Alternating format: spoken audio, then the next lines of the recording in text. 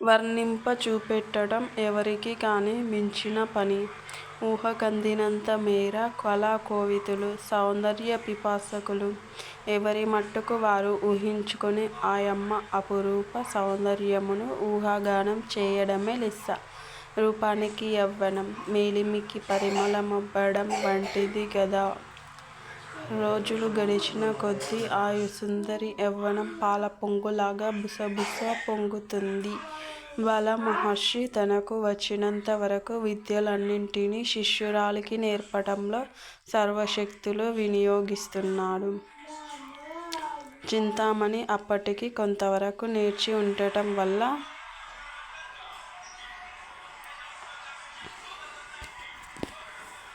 బాలమహర్షి తన సామర్థ్యమునంతటినీ వినియోగించి సూక్ష్మ పద్ధతుల వల్ల తర్క, వ్యాకరణ, గాన, చిత్రకళాది విద్యలు నేర్పి ఆ తర్వాత ధర్మశాస్త్రము, నీతిశాస్త్రము, గీతారహస్యములు మొదలగగల సమస్త విద్యలు తనకు తృప్తి కలుగు విధముగా బోధించి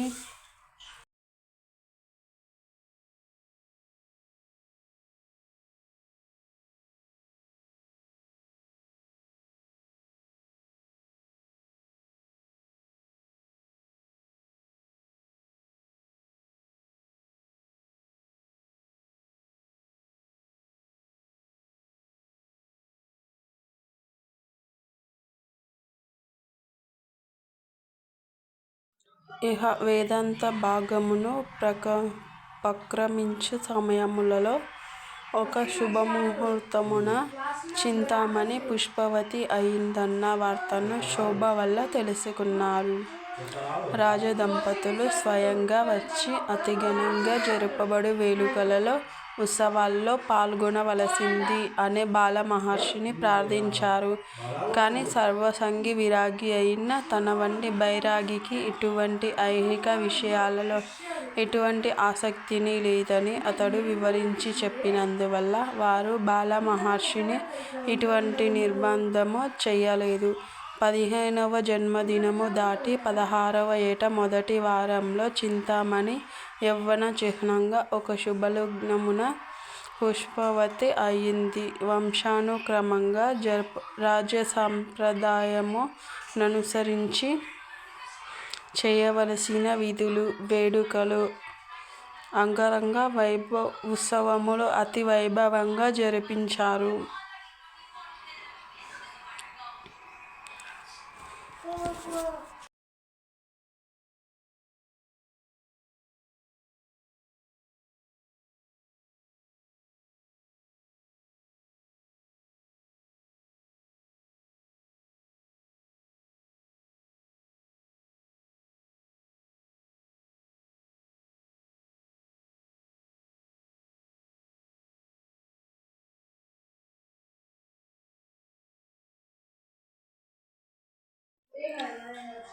ఉత్సాహవంతులై పాల్గొన్నారు.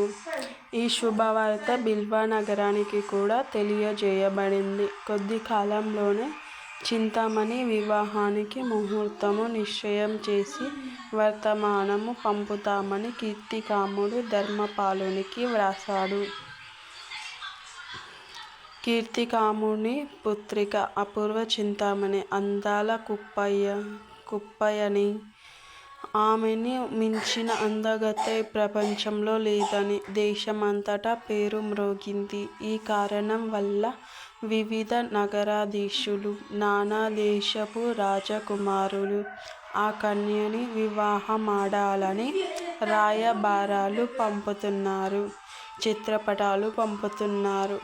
కాని కీర్తికాముడు ఎవరికీ మాట ఇయ్యలేదు. ఆ సౌందర్యవతిని చేపట్టి సుఖములు పొందే భాగ్యశాలి ఎవరో ఇంకా బయటపడలేదు.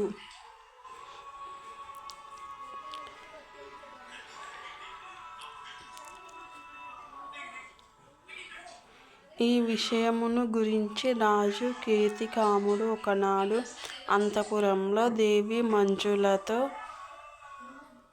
సంభాషించాడు. దేశాల నుంచి వస్తున్న రాజకుమారులకు, రాయబారాలకు, చిత్రపటాలకు అంతు లేకుండా ఉంది. అమ్మాయికి ఎవరైనా ఒకరిని నిశ్చయం చేస్తే గానీ ఈ తొందర అనగదు. అందువల్ల రాజు కార్యాలకు కూడా అంతరాయాలు కలుగుతున్నాయి.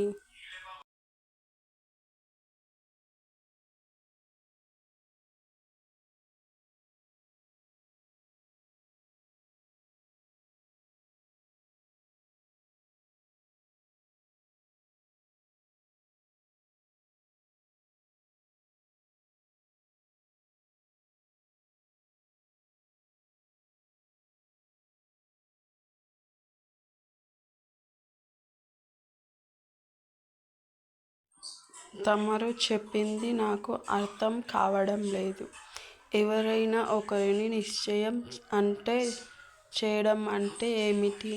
ఆనందునికి ఇయ్యాలని ఇంతకుముందు అనుకున్నాము కదా. అనుకున్నాము.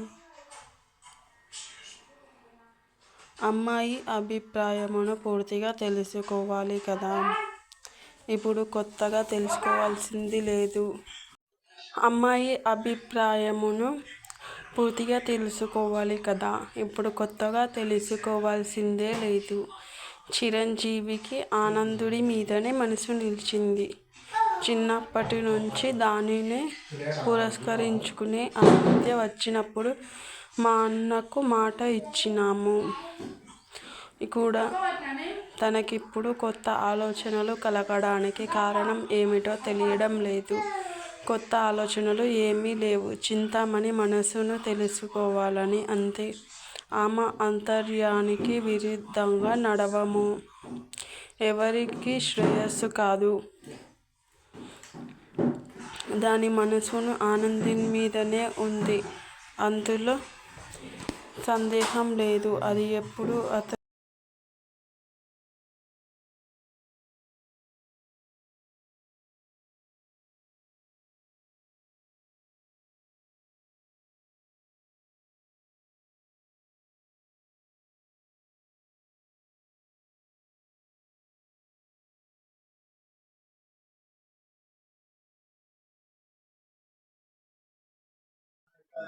అతని రూప సంపదను వర్ణిస్తూ, అతని సద్గుణాలనే మెచ్చుకుంటూ ఉంటుంది అంటూ మంజుల దివ్య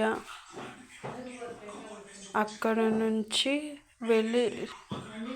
లేచి వెళ్ళి ఆ చేరువనున్న బీరువా నుంచి ఒక చిత్రపటమును తెచ్చి మహారాజు చేతికి అందించగా అతడు దానిని పరిశీలించి ఇది ఆనందుడిది. ఎక్కడి నుంచి వచ్చింది? అని ఆశ్చర్యంగా అడిగాడు. చింతామణి దీనిని వ్రాసింది అతని రూపమును చూపి. అది ఎప్పుడూ మురిసిపోతుంటుంది. చింతామణి వ్రాసిందా అని అతడు మరింత దిగ్భ్రాంతి చెంది, ఇంతలోనే ఇటువంటి కళా నైపుణ్యము నెలా సంపాదించింది నా తల్లి? ఇందులో కూడా గురువుల సామర్థ్యము వెల్లడి అవుతుంది.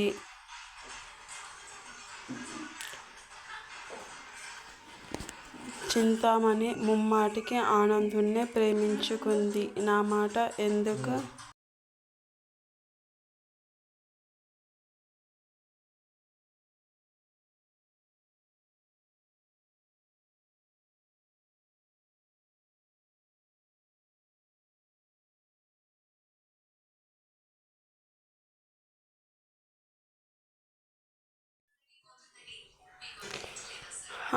చింతామణి ముమ్మాటికి ఆనందుణ్ణే ప్రేమించుకుంది. నా మాట ఎందుకు? నమ్మకము లేకపోతే తమరే స్వయంగా దానిని అడిగి తెలుసుకోండి. ఎంత మాట మంజుల! నీ మాట నమ్మకపోతే నా ఆత్మను నేనే వంచన చేసుకోవడం కదా.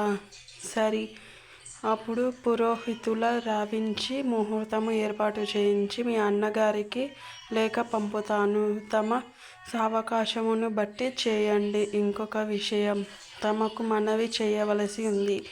ఏమిటది? మంజుల యుక్త వయస్సురాలైన అందగత్తెను రాణివాసం నుంచి కదలనివ్వడం రాజ సంప్రదాయానికి విరుద్ధం. అవును.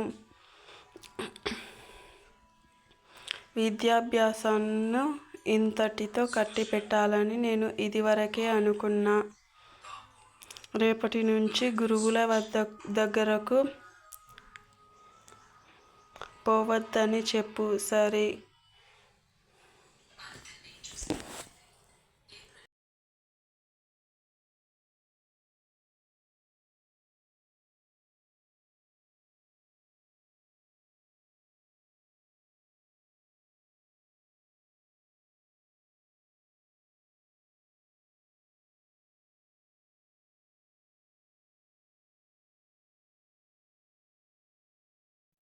తమ అభిప్రాయమును తెలుసుకొని చేయాలని అడిగాను. ఏ చెడ్డ పేరు అయినా వచ్చిందంటే వంశానికి అపకీర్తి. ఏ రాజకుమారుడు వివాహమాడడు. మీ అన్న కొడుకు సైతం అసహించుకుంటాడు.